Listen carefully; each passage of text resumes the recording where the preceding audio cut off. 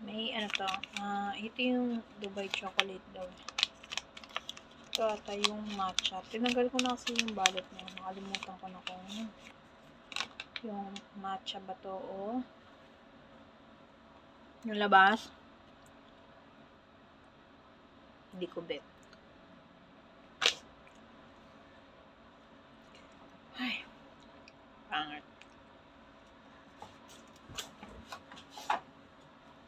Wait lang, bibiyakin ko.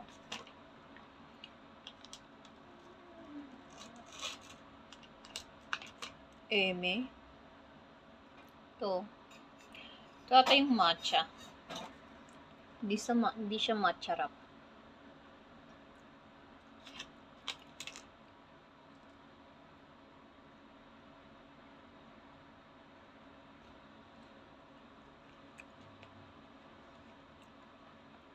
Ano siya eh? Binili ko sa Taobao. $10 2 flavor. Ito yung matcha. Yung isa nakalimutan ko. Pero hindi siya masarap.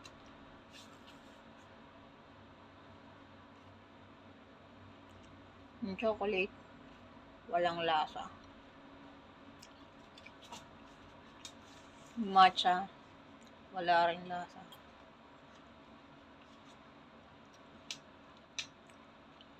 Ano lang, para kang kumain ng boring. Lahat, hindi masarap.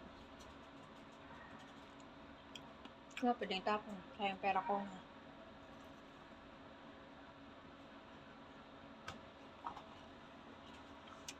Okay sana kung dinart nila yung chocolate. Yung dark.